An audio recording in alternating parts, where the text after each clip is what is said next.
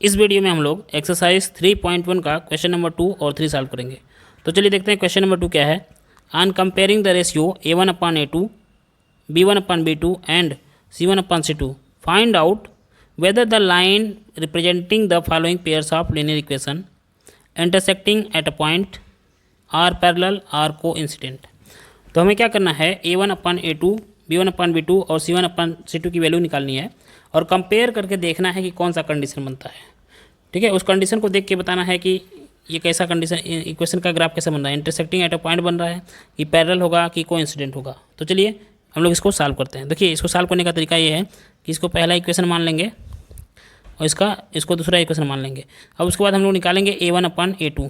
अब देखिए a1 क्या होता है, a1 जो होता है वो फर्स्ट वाले इक्वेशन में x का कोफिशिएंट होता है और जो a2 होता है वो सेकेंड इक्वेशन में x का कोफिशिएंट। तो फर्स्ट वाले इक्वेशन में x का कोफिशिएंट कितना है 5 और सेकेंड वाले इक्वेशन में एक x का कोफिशिएंट है 7। ठीक है, 5/7 आ गया। अब इसको क्या करेंगे, सिंपलेस्ट फॉर्म में लिखते हैं। ये तो पहले से ही सिंपलेस्ट फॉर्म में, तो कोई दिक्कत नहीं है। अगर सिंपलेस्ट फॉर्म में नहीं है तो इसको हम सिंपलेस्ट फॉर्म में लिखेंगे रेशियो को।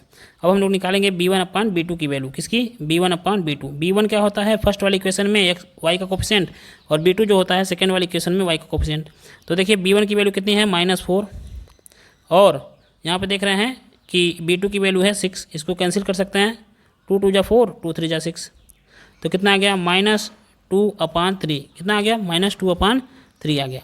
अब यहाँ पे देखने पे ही a1/a2 को देखिए और b1/b2 को देखिए, दोनों नॉट इक्वल टू आ गए। तो यहाँ पे लिखेंगे a1/a2 is not equal to b1/b2। अगर इतना ही मिल जाता है पहले ही, तो ये इसका मतलब हो गया कि इसका जो ग्राफ बनेगा वो इंटरसेक्टिंग एट अ पॉइंट बनेगा। कैसा बनेगा, इंटरसेक्टिंग एट अ पॉइंट। ये कंडीशन होता है, एट अ पॉइंट। ठीक है, अब चलिए हम लोग इसमें का क्वेश्चन नंबर 2 सॉल्व करते हैं। और सेकंड को सॉल्व करने से पहले अगर वीडियो से लग रहा है कि आपको 1% का भी फ़ायदा हो रहा है तो प्लीज़ चैनल को सब्सक्राइब करिए, लाइक करिए। लाइक करने में कितना समय लगेगा आपका, 1 सेकंड भी नहीं लगेगा, बस क्लिक करना है। सब्सक्राइब करने में 1 सेकंड नहीं लगेगा। ठीक है, और अगर आप लोग लाइक करते हैं और सब्सक्राइब करते हैं तो हमको मोटिवेशन मिलता है और हम लोग वीडियो बनाते हैं, अच्छी अच्छी वीडियो लाने की कोशिश करते हैं। ठीक है, तो चलिए क्वेश्चन नंबर 2 देख लेते हैं। यहाँ पे एक लाइन ड्रा करके सेकंड को लिख लेते हैं।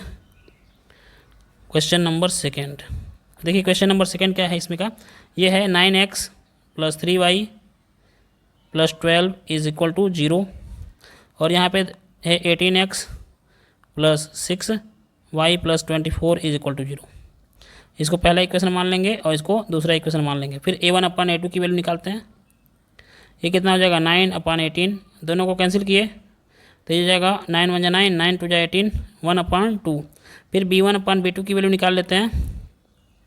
तो ये जाएगा 3/6। फिर कैंसिल करेंगे तो 3 1 जा 3, 3 2 जा 6, तो ये जाएगा 1/2। c1/c2 की वैल्यू निकालते हैं। ये कितना हो जाएगा, देखिए ध्यान से, ये हो जाएगा हमारा 12/24। अब c1 क्या होता है फर्स्ट वाले इक्वेशन में कांस्टेंट, ठीक है, और c2 क्या होता है दूसरे वाले इक्वेशन में कांस्टेंट। तो ये था 12/24 हो गया, 12 1 जा 12, 12 2 जा 24। इसकी वैल्यू कितनी आ गई 1/2। हम ध्यान से देखें तो तीनों की वैल्यू इक्वल आ गई, यानी a1/a2 = b1/b2 = क्या आ गया c1/c2। जब इस तरह से कंडीशन आता है तो हम लोग इसको बोलते हैं कोइंसिडेंट। क्या बोलेंगे, कोइंसिडेंट। इसका ग्राफ कैसा बनेगा, कोइंसिडेंट बनेगा। क्लियर। तो अब चलिए थर्ड वाले क्वेश्चन को देखते हैं। तो क्वेश्चन नंबर 3 देखते हैं। इसको मान लेंगे पहला इक्वेशन, इसको मान लेंगे सेकेंड इक्वेशन। अब यहाँ से a1/a2 की वैल्यू निकालते हैं। ये हो जाएगा 6/2, कैंसिल करिए, 2 1 जा 2, 2 3 जा 6, यानी a1/a2 की वैल्यू आ गई 3। अब b1/b2 की वैल्यू निकालें तो ये हो जाएगा -3/-1, ये भी कैंसिल होकर 3 आ गया। क्लियर। अब c1/c2 की वैल्यू अगर निकालें तो कितना हो जाएगा 10/9, c1/c2 है ये। तो देख रहे हैं ध्यान से, तो कंडीशन क्या बना, ध्यान से देखें तो a1/a2 दोनों की वैल्यू तो सेम थी, तो यानी a1/a2 = b1/b2 हो गया, लेकिन नॉट इक्वल टू c1/c2 आया है। जब इस तरह से कोई कंडीशन आता है तो समझ लेते हैं कि ये इनका ग्राफ कैसा बनेगा, पैरेलल बनेगा। कैसा बनेगा, पैरेलल। क्लियर। तो ये हो गया आपका क्वेश्चन नंबर 2 कंप्लीट। अब हम लोग क्वेश्चन नंबर 3 को सॉल्व करेंगे। तो क्वेश्चन नंबर 3 का फर्स्ट क्वेश्चन हम लोग सॉल्व करते हैं।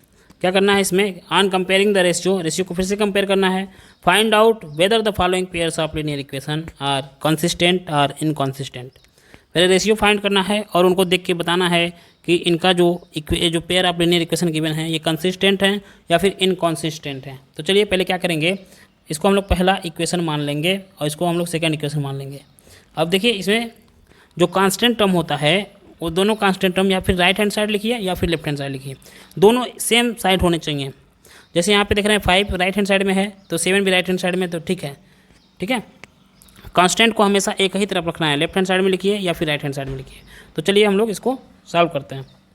तो यहाँ से हम लोग a1/a2 की वैल्यू निकालेंगे तो ये कितना हो जाएगा 3/2। अगर b1/b2 की वैल्यू निकालते हैं तो ये हो जाएगा हमारा कितना -2/-3 यानी कि -2/3। ठीक है, तो देख रहे हैं कि पहले ही a1/a2 और b1/b2 आपस में इक्वल नहीं है, तो यहाँ पर लिखेंगे a1/a2 is not equal to b1/b2। जब भी ऐसा कंडीशन आ जाए तो हमने बताया था इसका ग्राफ बनता है इंटरसेक्टिंग एट अ पॉइंट, और इसी को बोलते हैं हम लोग कंसिस्टेंट। इसी को क्या बोलते हैं, ये कंसिस्टेंट होगा। क्लियर है। तो चलिए अब अगला क्वेश्चन देखते हैं, सेकेंड वाला।